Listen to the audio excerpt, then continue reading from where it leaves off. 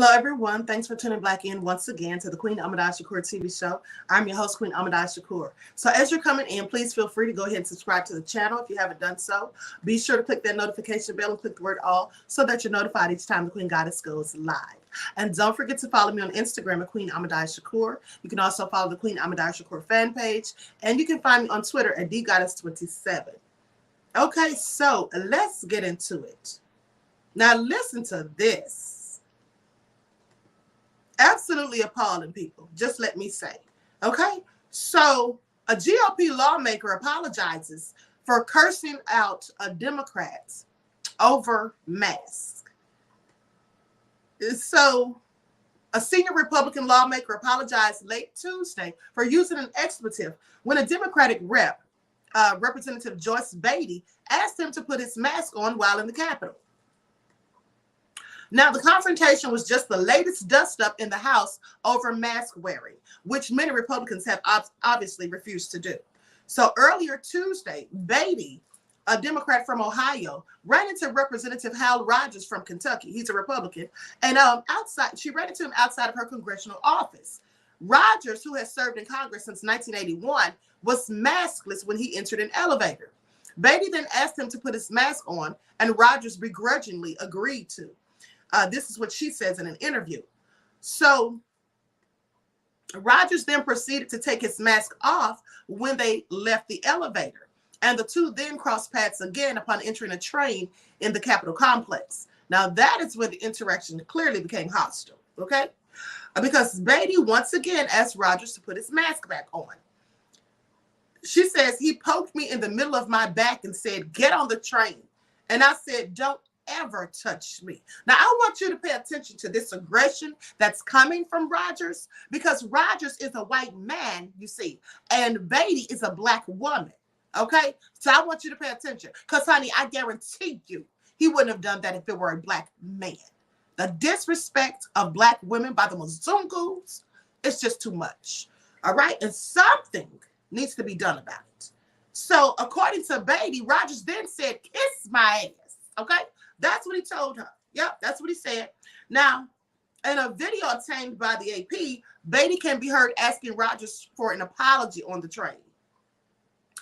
And then saying, she says, I hate to think if it had been reversed and a man of color, they would have ushered him off the floor," Beatty says. And she's right. They absolutely would have. You let a black man have spoken to a white woman like that, a congresswoman, it would have been a whole nother story.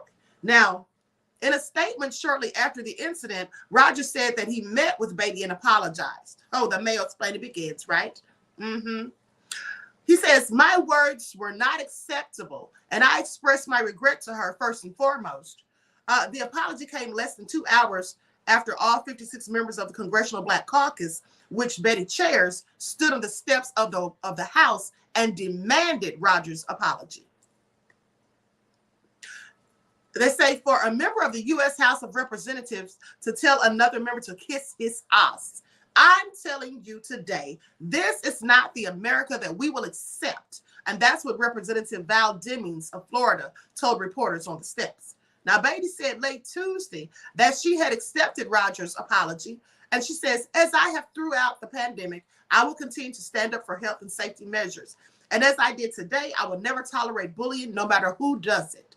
Several Republican lawmakers have racked up thousands of dollars in fines for going maskless on the House floor.